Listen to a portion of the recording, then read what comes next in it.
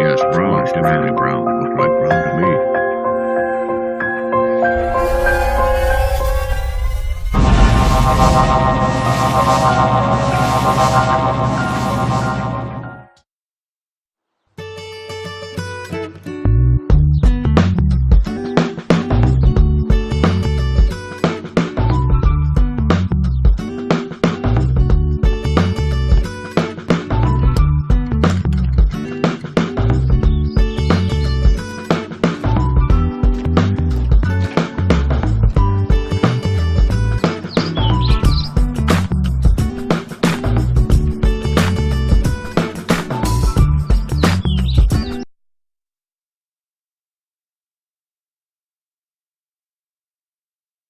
Ονομάζομαι Δελιγκάς Γεώργιος, γεννήθηκα στη Θεσσαλονίκη, κατοικώ στη Θεσσαλονίκη, όπου και δραστηριοποιούμαι επαγγελματικά.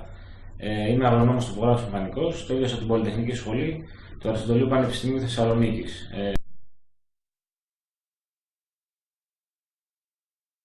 Το επάγγελμα είναι ενδιαφέρον, είναι απαιτητικό και είναι μη κορεσμένο και σε πληθώρα συναδέλφων, δηλαδή υπάρχουν θέσεις εργασίας, θα μπορούσαν να υπάρχουν. Αλλά και επιστημονικά, δηλαδή εξελίσσεται ακόμα, δεν έχει σταματήσει.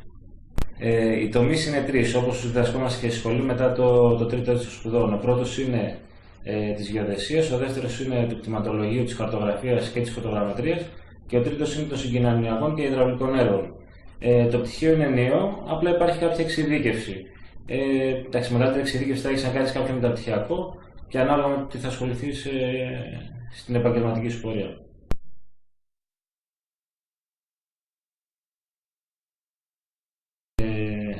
Εγώ ασχολούμαι κυρίως με θέματα του πρώτου τομέα, της γεωδεσίας δηλαδή. Θεωρώ ότι είναι η βάση, δηλαδή πριν κάνεις οτιδήποτε θα πρέπει να υπάρχει μια αποτύπωση του χώρου, για παράδειγμα σε ένα συγκοινωνιακό έργο, να γίνει αποτύπωση του χώρου, επεξεργασία των δεδομένων, να δημιουργηθεί ένα ηλεκτρονικό υπόβαθρο και από εκεί και πέρα οι άνθρωποι που θα κατασκευάσουν τον δρόμο να επεξεργαστούν αυτά τα δεδομένα.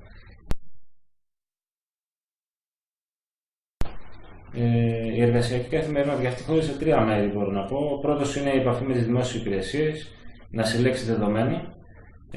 Η δεύτερη είναι να βγει στο πεδίο να αποτυπώσει, είτε αστικά είτε σε κάποιον αγρό. Και η τρίτη είναι να επεξεργαστεί τα δεδομένα αυτά και να αποδώσει το αποτέλεσμα.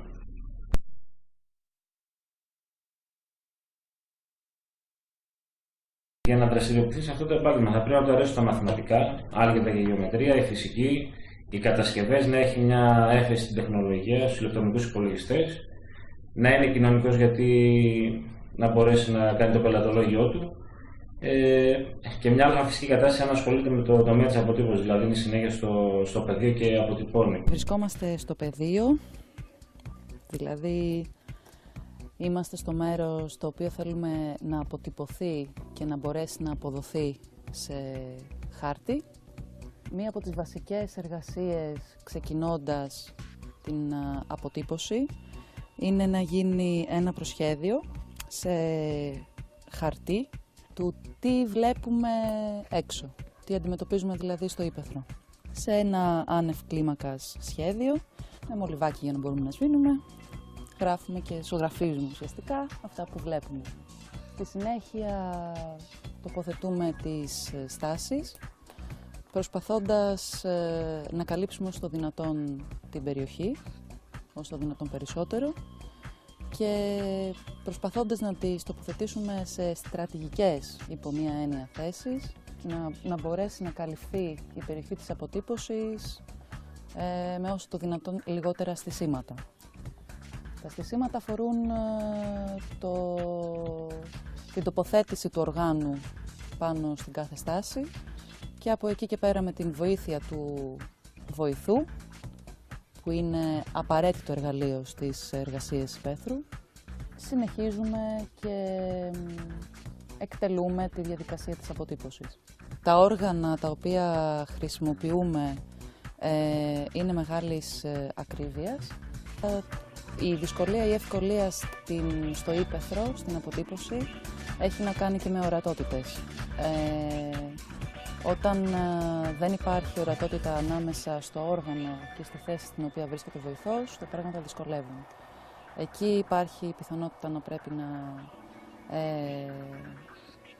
μετακινηθούν κάποια δέντρα, κάποια φύλακρα, κάποια κλαδιά, κάποια, εν πάση περιπτώσει, εμπόδια τα οποία βρίσκονται στο οπτικό πεδίο του μηχανικού που βρίσκεται στο όργανο.